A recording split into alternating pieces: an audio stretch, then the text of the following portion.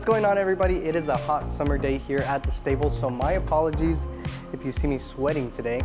Anyway, today we're gonna be doing a popular mod, not just for classic cars, but pretty much any car, and that is a tachometer, or TAC for short. The TAC that we're using today is an Equus. I'm not sure how to say it. And for those of you wondering, why are we putting a TAC when it has an automatic transmission? Well, I could tell you two good reasons. One, to determine the shift points of the transmission.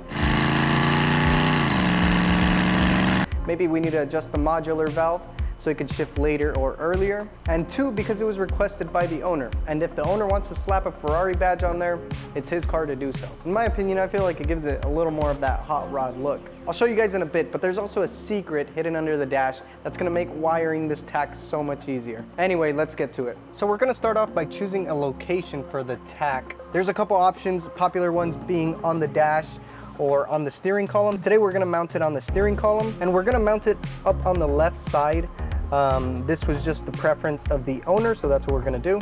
So in order to mount it to the column, we're gonna use the provided hose clamp as well as the rubber insulator gasket so we don't mar up our paint.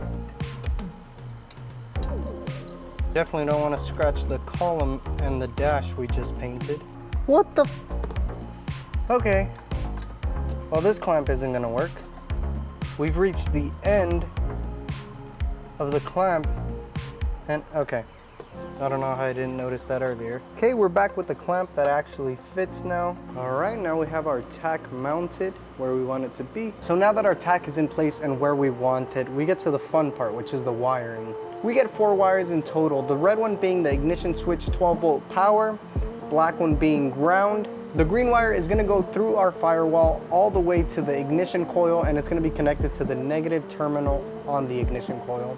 And this is where that little secret comes into play, the white wire being the panel light wire, meaning it's gonna turn on the light in the tachometer along with the other lights in the gauge cluster. So when we switch on our lights at night, the little bulb inside the tachometer is also going to light up. So in the 60s, Ford offered an optional rally pack upgrade for these cars. And what that was a column mounted tachometer along with a clock. So the awesome thing about it is that a lot of these cars, even though they're not optioned out with that rally pack, the wiring harness for that rally pack is still in there, therefore making our job easier today. We have this wire down here with 3 female connections that are powered directly with the lights. So when we turn on our parking lights or our headlights, those 3 female connections become a 12-volt power source, meaning that's where our white wire is gonna go. For our red positive wire, we're gonna be using this connection right here, which I've tested already, and it is a 12-volt ignition switch power. Well, just our luck, we had a pretty big storm last night, and now this morning the AC is not working.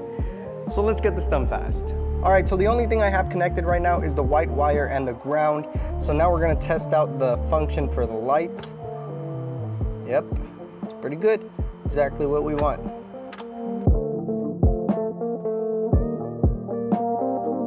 So I've gone ahead and ran the green wire through a hole in the firewall, behind the air cleaner, up on the side of the intake, and to our coil. I ran it this way because there's already some wires right there, so we're gonna bundle them up together to make them look nice. So now all that's left to do is to add our terminal end. And there's our connection.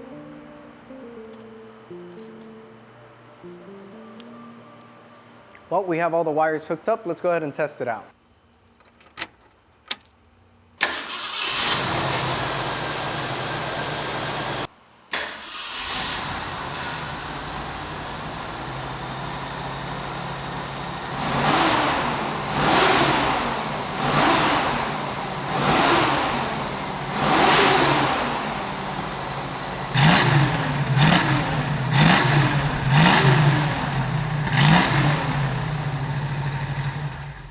All right, everything seemed to go as planned. We now have a fully functional TAC. Unfortunately, we could not take it out on a test drive today, and I wanna see if any of you could guess why. There's something in the engine bay that's missing that is a major component. Comment down below if you noticed what was missing. Oh, also just a reminder that the rookie tees are now available. But other than that, that's it for this video. We got a couple cool things coming up, so don't forget to like and subscribe.